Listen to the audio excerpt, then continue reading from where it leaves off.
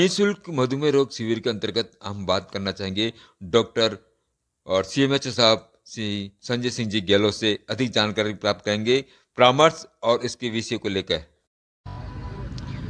आज जो ये महावीर इंटरनेशनल डायमंड संस्था की ओर से सामाजिक सरोकार के नाते अभी वर्ल्ड डायबिटीज़ डे रिसेंटली 14 नवंबर को था और इन्होंने इस संस्था ने ये प्रयास किया है कि पूरे माह को ये डेडिकेट करेंगे डायबिटीज़ रोगियों के, और न केवल डायबिटीज़ के बल्कि ये ब्लड प्रेशर भी मॉनिटरिंग कर रहे हैं और SpO2 मॉनिटर, और जो सामान्यतः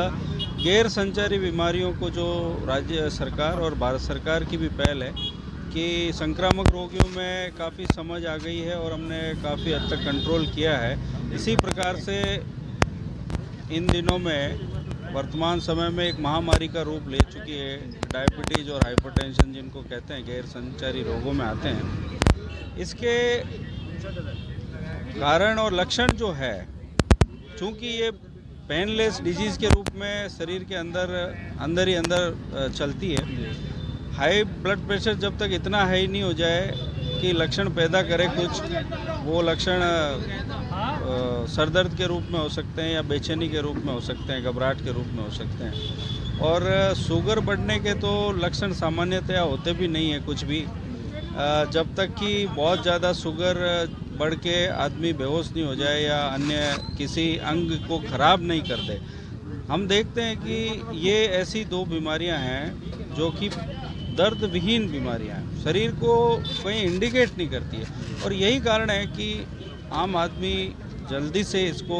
समझ नहीं पाता है और अपनी स्क्रीनिंग नहीं करा पाता है। तो ये कैंप के माध्यम से जो स्क्रीनिंग की जा रही है आम जनता के लिए, हम देख रहे हैं हमारे पीछे जो ये चांग गेट का जो मार्केट है पूरा भरा हुआ है, और इतना ये कैंप बहुत ही सही जगह लगाया है इन्होंने। और यहाँ पे आम जनता से ये अपील भी कर रहे हैं, 2 दिन से कह भी रहे हैं कि भाई आइए और अपना स्क्रीनिंग कराइए। तो मेरा भी सबसे अपील है कि इस प्रकार के कैंपों में सरकार भी अपने OPD में प्रत्येक प्राथमिक स्वास्थ्य केंद्र से लेकर जिला अस्पतालों तक में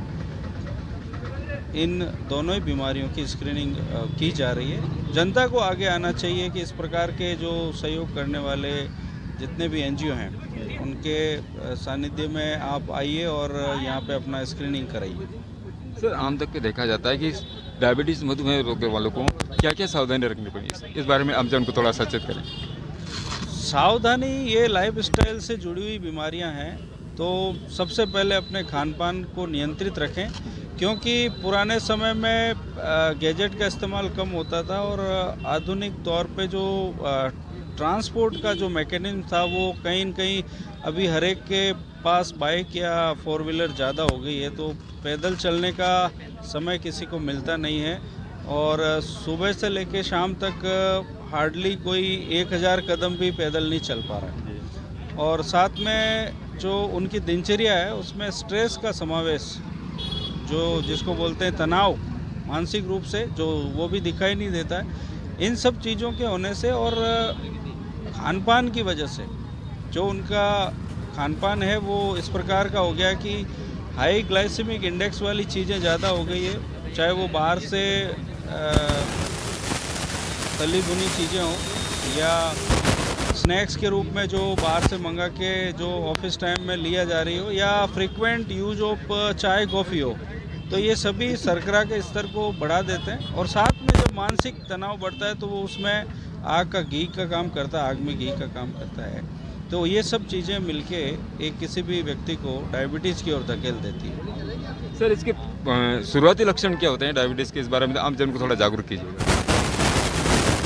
जनरली जब डायबिटीज़ रोग उसमें होने लगता है तो एक चीज़ होती है कि भूख ज़्यादा लगती है, प्यास ज़्यादा लगती है, या यूरिन की फ्रीक्वेंसी बढ़ जाती है, बार बार पेशाब लगना, बार बार मुंह सूखना, प्यास लगना, ये सब चीज़ें भी होती है, और खाना भी बहुत ज़्यादा उसको भाता, बार बार उसको भूख लगती है। ये सब चीज़ें अंदर से क्रेविंग उत्पन्न होती है। जनरली ये देखा गया कि क्योंकि पेनलेस बीमारी है तो व्यक्ति किसी अन्य वजह से जब अस्पताल में एडमिट होता है या उसको शुगर की जांच कराई जाती है तो पता चलता है कि भाई आपके तो डायबिटीज़ है। और विशेषकर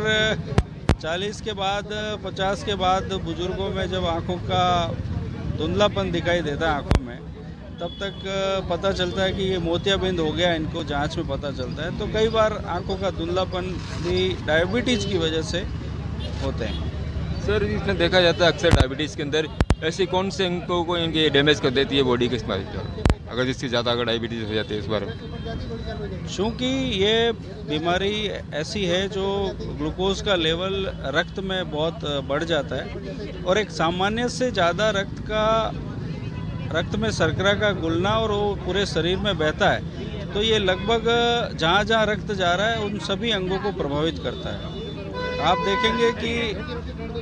जो शरीर की क्षमता है, किडनी की क्षमता है फिल्टर करने की, वो 180 मिलीग्राम पर डेसीलीटर तक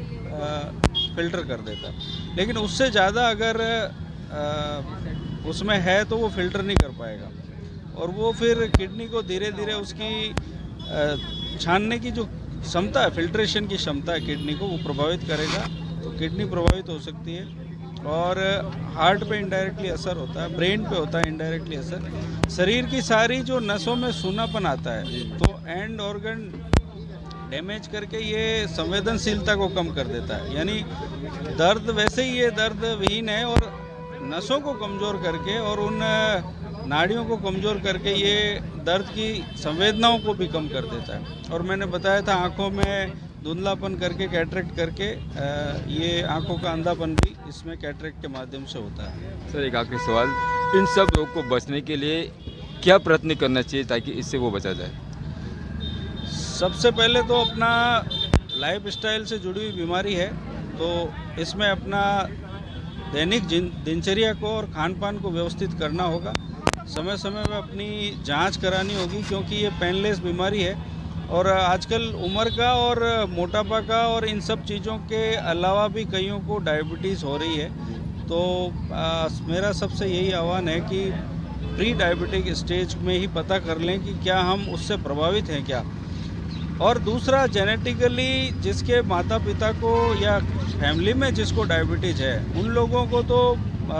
20-30 की उम्र से ही अपने आप की स्क्रीनिंग डायबिटीज़ के लिए ब्लड शुगर की जांच करवाना शुरू कर देना चाहिए, ताकि वो समय रहते उसको कंट्रोल कर सकें। और इसका बिल्कुल उपाय भी है और लाइफस्टाइल मॉडिफिकेशन से इसको कंट्रोल भी किया जा सकता है। सर, इसका डायबिटीज़ मधुमेह का स्थायी इलाज? इसका स्थायी इलाज के तौर पे मैं ये कहूँगा कि क्योंकि ये कुछ जेनेटिकली रिस्क फैक्टर कुछ जुड़े होते हैं इससे, तो एक बार ऐसा है कि डायबिटीज होने का मतलब ये है कि ब्लड में शर्करा की मात्रा का नियंत्रण खो देना। जो इंसुलिन नेचुरली शरीर में पैंक्रियाज में बनता है, वो इसको कंट्रोल करता है कि कितनी ग्लूकोज है वो एक एक सेल्स को जाएगी। ग्लूकोज का होना भी ज़रूरी है शरीर के लिए और इंसुलिन उसको नियंत्रण करता है। तो इन सब का जो बैलेंस है वो सेलुलर लेवल पे कहीं न कहीं रेजिस्टेंट डेवलप हो जाता है कि इंसुलिन काम करना बंद कर दिया, इसका मतलब है कि वहाँ पे उसका रिसेप्टर लेवल पे रेजिस्टेंट आ गया है। इसीलिए वो जो गोली के माध्यम से या इंजेक्शन इंसुलिन के माध्यम से इसको नियंत्रित किया जाता है। लेकिन कई बार ये देखा गया है कि लाइफ